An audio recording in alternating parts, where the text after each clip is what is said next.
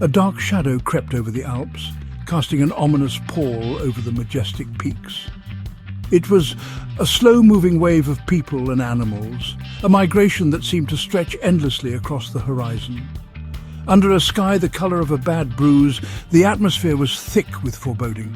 Men, women and children, their faces etched with the lines of hardship, walked alongside creaking wagons piled high with the few things they owned.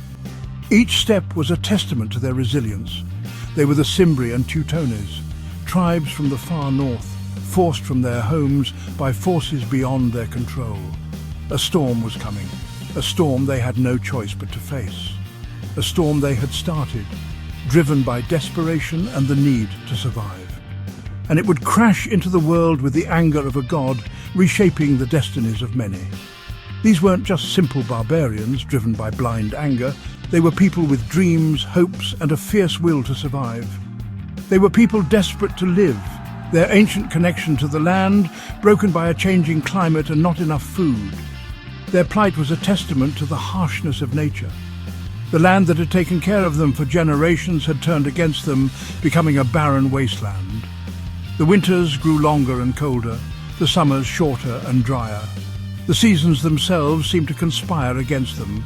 Crops died, animals died, and hunger gnawed at their bellies, a constant reminder of their dire situation. Their elders spoke of a land loved by the sun, a land of plenty far to the south, beyond the tall mountains, a land where they could start anew. So they packed the little they had left and began their long and dangerous journey, driven by hope and the promise of a better life. Their destination? The heart of the Roman Republic, a place of legend and opportunity. The Cimbri and Teutones weren't just one group, but a coalition of many tribes joined together by their shared troubles and common goals. They were united by the harsh realities of their existence and the relentless challenges they faced. The Cimbri, it was said, were giants among men, their eyes a striking bright blue against their sun-beaten faces, which bore the marks of countless battles and hardships. Just seeing them made people afraid, their voices a deep rumble that echoed in the mountain passes, sending shivers down the spines of those who heard them. Their presence alone was enough to instill fear. The Teutones, though smaller in stature, were just as fierce and formidable. Their determination and ferocity in battle were unmatched. They were skilled fighters, their bodies toughened from a lifetime of battling not just enemies, but also the harsh weather and unforgiving environment of their homeland. Their weapons were simple but deadly, swords forged in the fires of their desperation and axes that could split a man in two with a single blow. These tools of war were a testament to their resilience and ingenuity. They had come from the Jutland Peninsula, a land constantly beaten by the relentless North Sea, a place where living was a daily struggle against the elements. Their ancestors had faced the icy winds and dangerous waters for generations, carving out a life in a land that was as beautiful as it was brutal. But the land was changing, becoming colder and more unforgiving with each passing year. The climate shift made survival increasingly difficult. The sea, once a reliable source of food and sustenance, now crashed against their shores with a fury no one had ever seen before, making fishing and seafaring perilous. Their way of life, their very existence, was in danger. The community struggled to adapt to the rapidly changing conditions. Driven by the basic need to survive, they looked south, towards lands that promised a better future.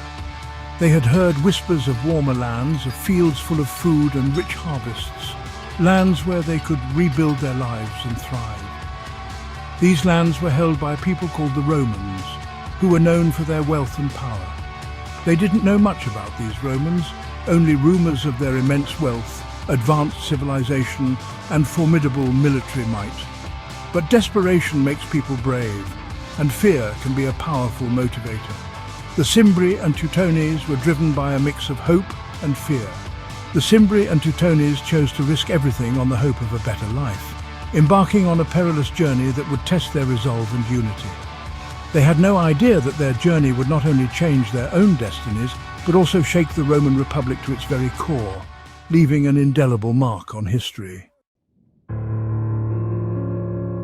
Word reached Rome of the barbarian horde, moving south like a swarm of locusts, a relentless tide that seemed unstoppable. At first, the news wasn't taken seriously. The Roman Senate, confident in their power, dismissed the reports as exaggerated tales. Rome was used to dealing with troublesome tribes on the edges of its growing empire. These tribes were often seen as minor nuisances, easily quelled by the disciplined Roman legions. They were seen as nothing more than a bother, easily handled by the powerful Roman legions. The legions had faced many such threats before and always emerged victorious. But this time something felt different. The report spoke of an unprecedented number of warriors, their desperation and determination palpable. The numbers were huge, their desperation clear. Entire families were on the move, driven by a need to find new lands and resources. Their arrival in Gaul, a land already somewhat under Roman control, sent shockwaves through the region. The local populations were unprepared for such an influx. Tribes who had long been unhappy under Roman rule saw a chance to rebel. The presence of the Cimbri and Teutones gave them hope for a successful uprising. They joined the Cimbri and Teutones, eager to get rid of their Roman rulers. This alliance was a significant threat to Roman authority in the region. The Roman Senate, slow to act, sent a small force to see what was happening. They underestimated the scale of the threat they were facing.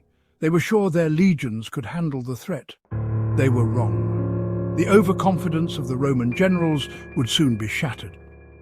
At the Battle of Norea, in 113 BC, the Roman legions fought the Cimbri for the first time.